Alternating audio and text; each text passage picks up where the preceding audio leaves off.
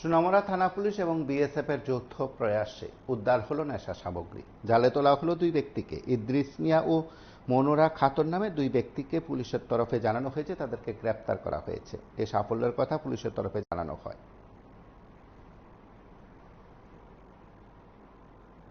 আজকে আমরা ইউএনসি নগর ফকিরিয়াদুলাতে একটা জয়েন্ট অপারেশন করি। আমরা সোনামুড়া থানা এবং 81 নম্বর ব্যাটালিয়ন বিএসএফ এর সঙ্গে।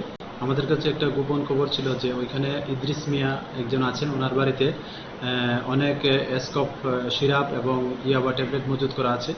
তো এই খবরের সত্যতা আমরা ওনার বাড়িতে জয়েন্ট অপারেশন করি এবং ওনার বাড়ি থেকে 100টি স্কপ বোতল, দুটা সাদা বোতলের মধ্যে আমরা উদ্ধার করি এবং একটি বান্ডেল যার মধ্যে 600 গ্রাম ইয়াবা ট্যাবলেট পাই।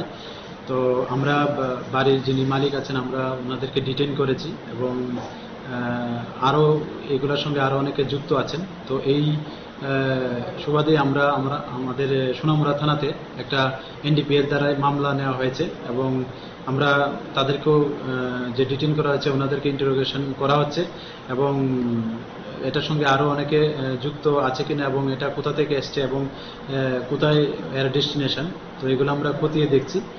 যারাই এটার সঙ্গে যুক্ত আছেন আমরা অবশ্যই তাদের আইনের আওতায় নেব। আপনারা শুনলেন পুলিশের তরফে বক্তব্য। এবং অবশ্যই নেশা সামগ্রী উদ্ধার কিংবা নেশা বিরোধী অভিযান জারি থাকলেও নেশার বারবারন্ত বন্ধ হচ্ছে না।